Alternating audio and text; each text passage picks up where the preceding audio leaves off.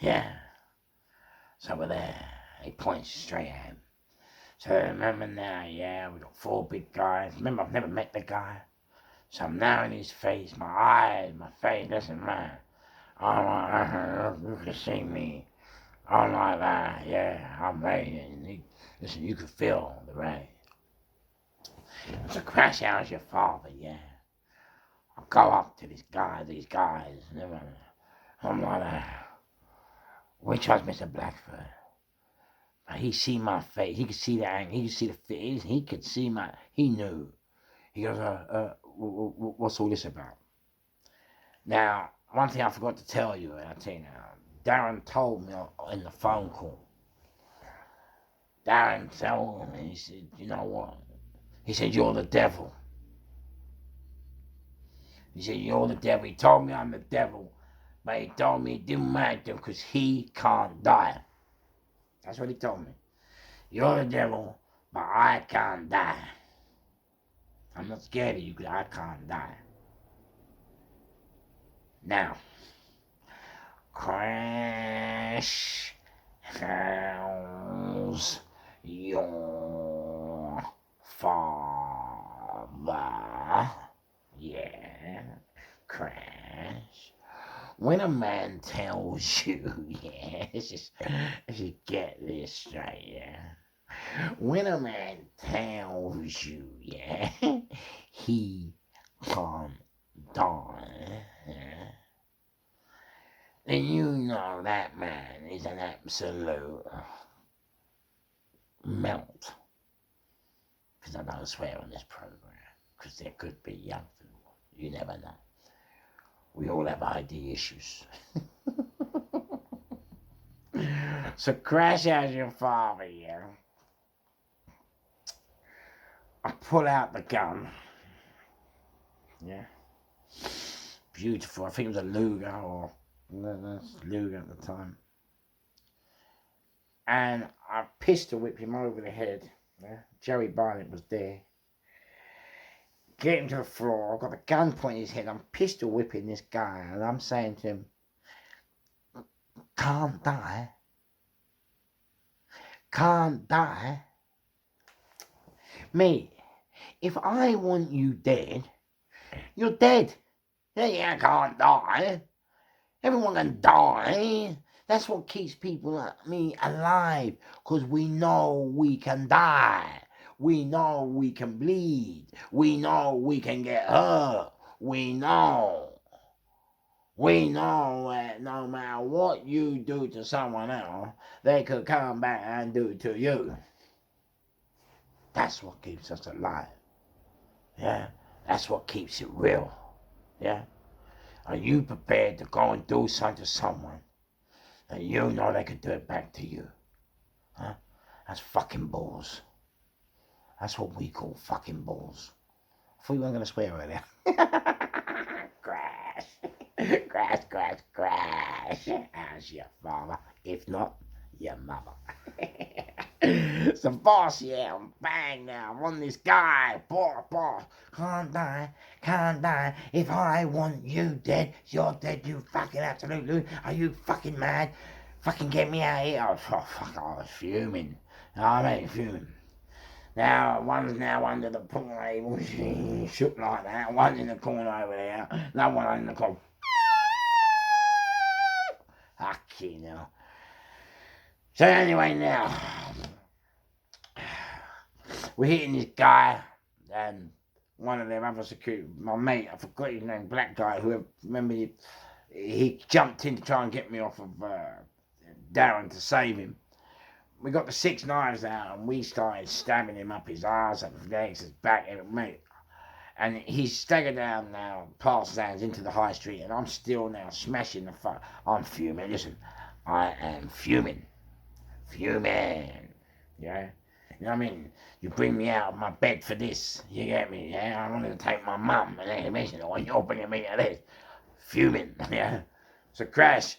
I was going that mad, that angry. The boy said, listen, fish. If you don't fucking get back, yeah. If you don't get in that car, we're going to do you. So, Sometimes mutiny does prevail. Sometimes mutiny does prevail. So I got in the car, went home, and we pulled over and stopped off and we congratulated ourselves on a job well done. I thanked the boys for coming. When the call went out, they were needed and they turned up, and we went and did our business. And that there is one of the greatest feelings you can have as a person, a normal guy. But when you're in trouble, regardless of what the trouble is, what that trouble may bring, or where that trouble's going to take you, we have people that we can ring up tomorrow, and be there for you, no matter what we're doing, what's happening, where we had to be. He called, we're there. Just like if they call me, I'll be there. And that's one of the things about the game. What people don't understand now, they don't realise now. See what I mean? Yeah. Listen, hey, let me tell you something. I've got friends I haven't seen from years. For years. They only got to pick up that call and say, Fish, we need it, and it's there. It's done. There's no hesitation. There's no fault. It's just we have to go. That is it. We have to go and do what we have to do. That's it. Johnny's in trouble. Oh, crash. We have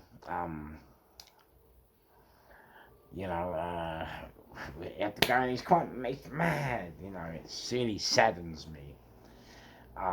Especially, when two people are fighting, like two of your pals are fighting, and you love them both the same, but the one you always love longer because you've no longer thinks that you can't love the other one anymore because you only love him for a short amount of time. So I say, so the one that you love, that you've grown, that was your baby and you brought him up, he doesn't believe that you can love the other one because you've only known him for a short period of time. I fall in love easy, baby. Easy. I fall in love easy. Ennis, Georgie, where are you, you fucking loons? My two little babies, Ennis and Georgie, they keep me grounded, they keep me real, they're gangsters. They're guiding me right now. That's why you see I'm changing my life around right now. Boom, boom, zoom, zoom, boom. Changing my life. Different style, back to attitude. I'm happy with moving. And these guys, fair play to them, Georgie and Ennis.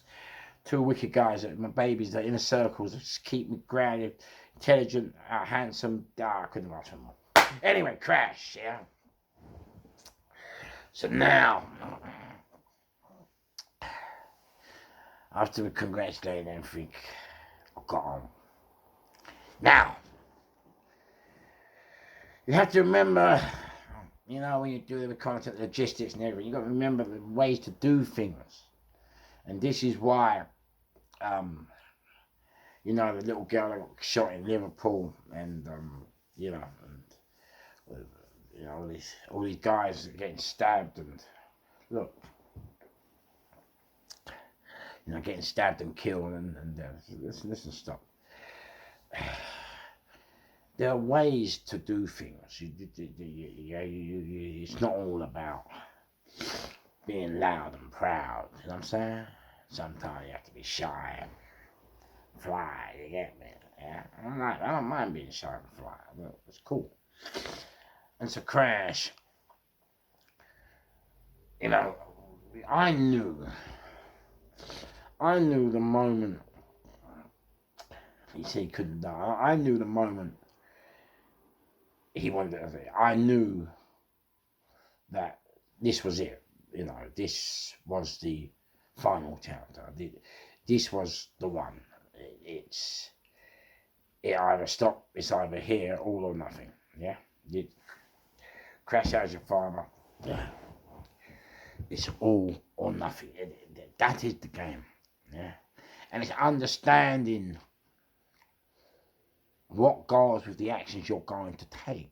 And that's where a lot of people make stupid mistakes. They they just go ahead with the action with no thought, no afterthought of where it's going. Yeah.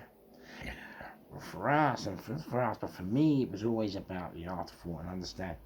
Now, I would have preferred to do this what I'd done behind closed doors. It you know, boom, boom, do what I do, give the slap and then go. No calling cards, nothing.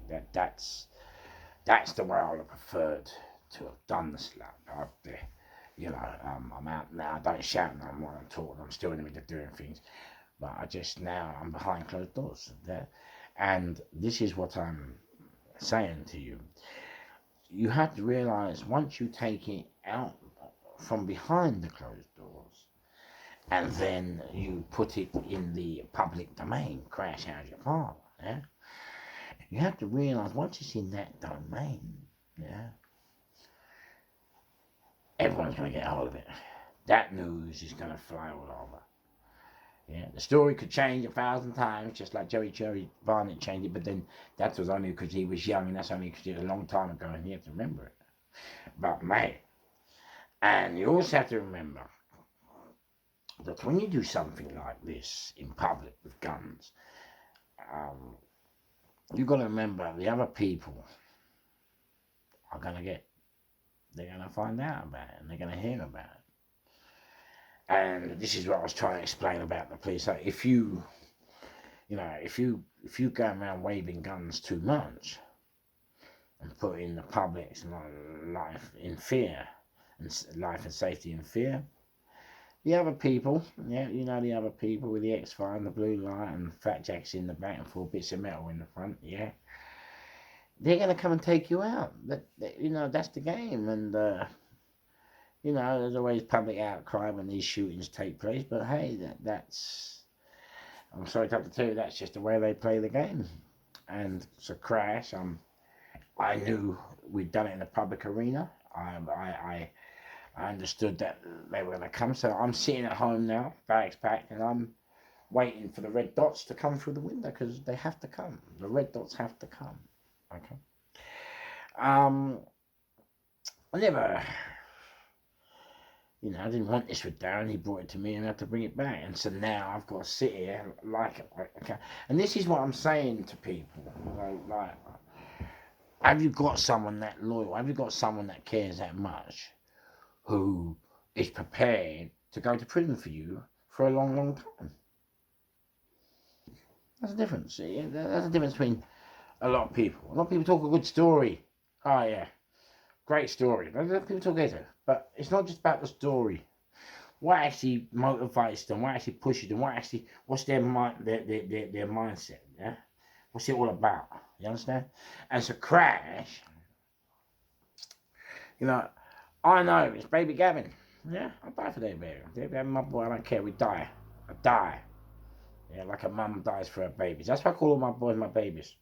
Because I'm prepared to die for my babies. And if you can't die, we go to prison for babies, you have to go for prison for babies. But that's why I won't let my babies bad mouth me. Because see what? If they did get hurt, yeah, I am actually coming to do what I've got to do. You hear a lot of dads say, if someone done that to my son, dad says, yeah, or my baby, I'll do this and that, it happens, and all they do is shred tears and wish they could do it, didn't have the balls to do it, and now they're gutted and their loved ones are gone. But not me, at least I'll try, you know what I mean? And that's why I always tell my babies, have some fucking respect. Because I respect you. I don't talk to you like that. Don't talk to me like that. You get me? Crash. Anyway, sometimes I make mistakes. I don't mean to talk you like it, but it's just the way they are. And if you mistake it, you have to be careful. So I'm waiting for the red dots to come through, yeah? Boss, I'm sitting there. I'm on this thing.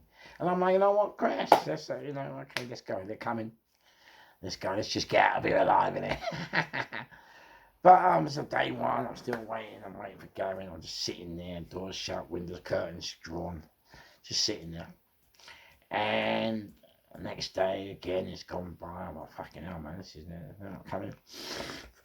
Third day, I'm like, oh, God. And then crash out your father's still coming. What's happening here? Yeah. And then, so, you're waiting. You're always thinking ahead, like, oh, I wonder what's happening. Like, I wonder what way they're going to come. They're going to come with the MP5s. They're going to knock on the door. Yeah, listen. Yeah.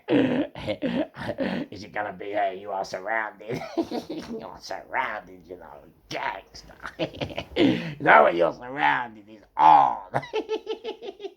When you're surrounded, yeah, it's on. I love it. So anyway, crash. Now, 3 days. Still no red dots, still no blue lights. Wow, what's going on here? Still no invisible cars, invisible men in invisible cars, you know what I'm saying? The ones you can't see. So crash, how's your father, yeah? Gavin rings me. And he says, fish. I said, yeah. He says, please come round today. I said, yeah. He said, yeah. And he said, I said, what did they say? He said, well, they said, when we heard someone was about to buy and take over this new snooker hall, we had bets down the police station, yeah, how many days it would be before we get the first call. Yeah? Crash, yeah. How's your father? Bosh, yeah. And Crash, how's your father? Yeah. I said we had bets for 1 day, bets for 2 days, yeah. Bets are for 3 days, bets for 4 days, yeah. Bets for 5 days, 6 days, 7 days. They said after that, we thought there's no point betting because we're definitely going to get a call within the first 7 days. So crash. This is a crash. Yeah, crash. So crash. I said, when you was open for the first day, we thought, oh well, maybe they're refurbishing or regeneration. No call. When we didn't get a call for the second day, we thought, oh well, maybe they're still closed or repainting and decorating. He said, when we didn't get a call for the third day, we were thinking, well, obviously they can't be open. And then when we didn't get a call for the first week, we thought, well, they're definitely. And we was open all the time. And they go, but they thought we weren't. They go, they just cannot be open yet.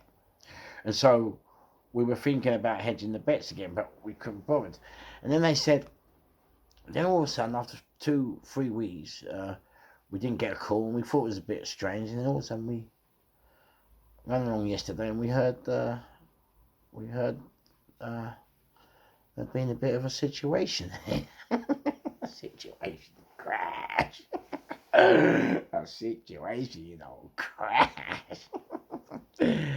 They said, have you got a guy working here by the name of Mr. Fish?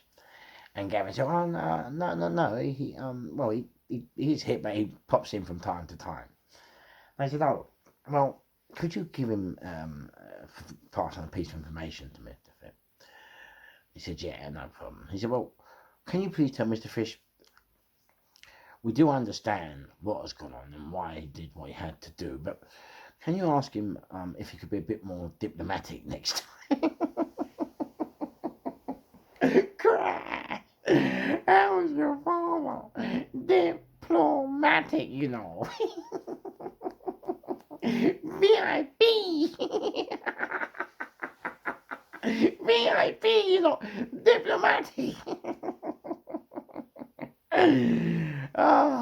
Not general, not car, not thoughtful, diplomatic, diplomatic, VIP. So So anyway, crash. What I didn't know, what I never knew was,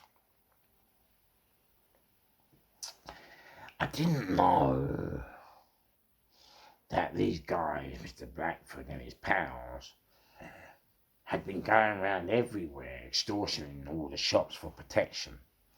And apparently doing such for, I mean, Joey knows more than me, so you have to go to his podcast to find out. But he said about they were good drug dealers and going around hurting people, and they got them how to do it. So I didn't know all this. I mean, you know, I just dealt with what was in front of me for the reason he was in front of me. Do you understand what I'm saying? It's a crash, yeah. That's what I've done. So anyway, crash. So I said, okay, cool. So now I've got the green light to live again. There I was at home, you know, getting ready to die, you know, waving guns in public.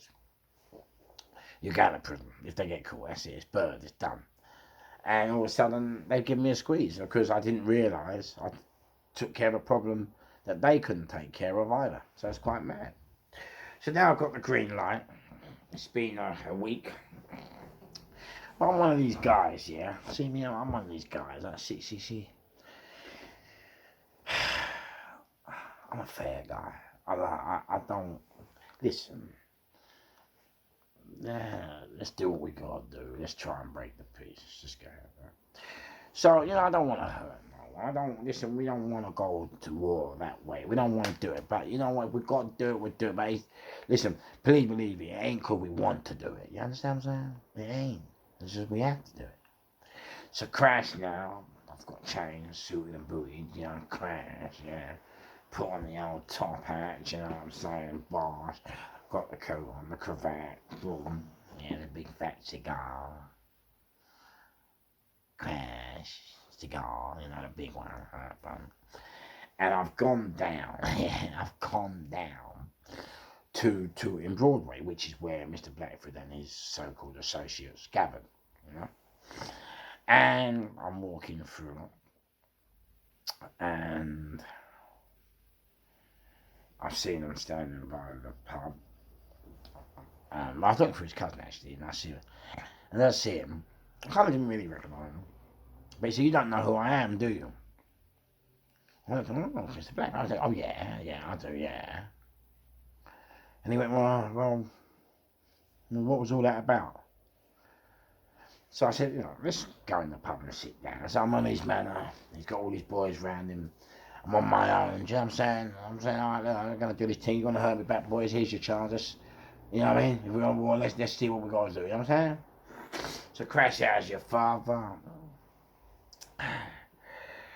I take him into the pub. And I'm taking him into his pub. Mr. Blackford's the kind of guy... Crash out. He's the kind of guy that... You know, I mean, he's game, he's big, but he's the kind of guy that as he gets drunk, he gets more violent. Does that make sense to you? You know? So I'm in there now. We sit down, and he says to me, what was that all about? Okay, that's what he asked me. So I said, you know what, Crash, I'll tell you what it was all about, okay? It was about you taking a playground fight out of the playground, yeah, and up in the States making this. That's what this was all about.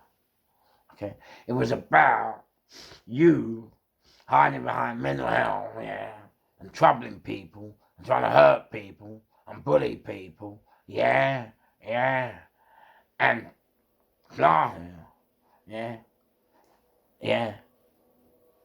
and you came up against someone that, hey, mate, we don't hide behind mental illness to lay blame to what we do. Crash, not on it. We do what we have to do, cool, we have to do it, regardless of the time consequence. That's it. We're not hiding behind mental health to pretend, we didn't know what we were doing. We knew what we were doing, and we did what we were doing. Cool, we had to do what we had to do, what we were doing. That's it. That's it.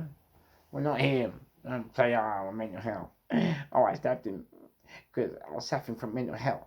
oh, I glassed him because, oh, I was suffering from mental health. No.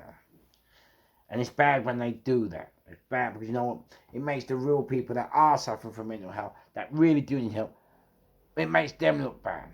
Yeah? And then when it is time for people to help them, they don't. Because there are people like you pretending to be mentally ill when you're not.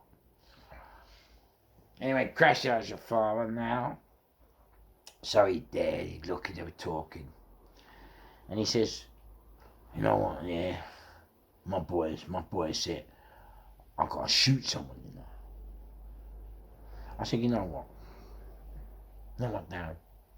Crash has your father. I said, you wanna shoot someone? This is what you do.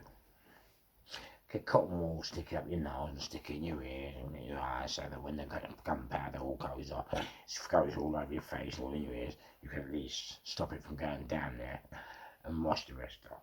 Then once you've done it, make sure you burn all your clothing, get rid of the gun, and then you're going to get in the bath 2 days for the petrol and wash off with a green scourer twice a day, hair included.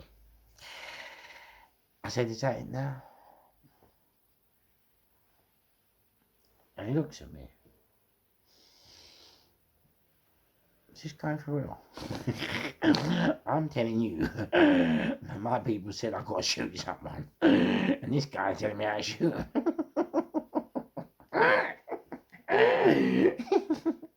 Just call it the off-key crew. Just call it the off-key crew, yeah? So anyway, I looked at him now and I'm laughing, and I thought, right. So I thought, right, Crash, are you happy now? And he said, yeah. And I walked out, and so I had to laugh. It was absolutely hilarious, you know, I mean, you know.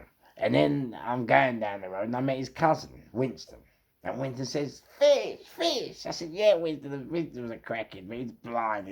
He said, fish. I said, yeah, what's up? He said, fish. He said, fish. I said, what?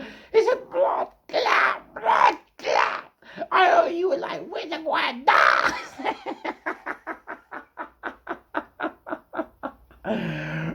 Where's the white dogs, you know? You know, in the old days, if I could say, I say, it'd be reservoir wogs, you know, not dogs. But people today take that word to be, political correctness, this, that. This and this. For me, I don't do racism. I don't do racism. I don't.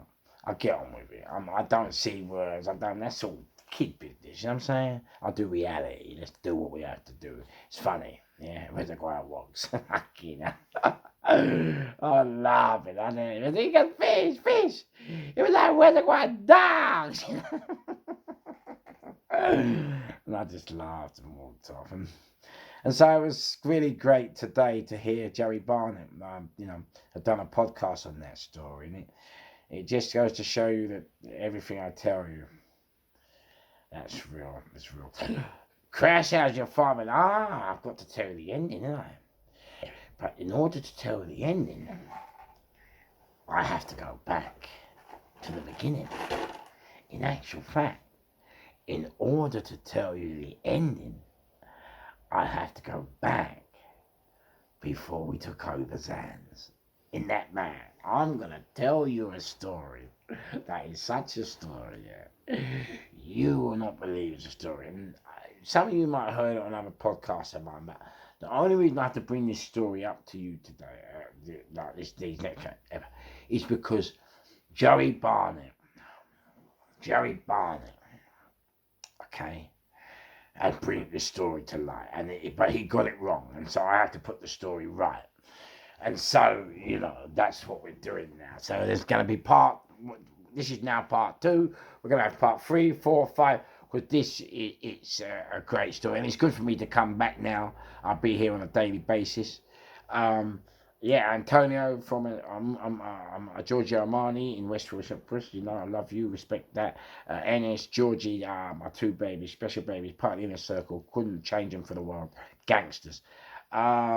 Listen, I wish you all a wonderful time, wonderful life, you know what I mean? Don't forget where you saw me last and don't forget where you saw me last, heard me first. Okay? Don't forget to hit the button to like and subscribe to keep the show alive. And no matter who you are or where you've been or who you know, what you do, look after you.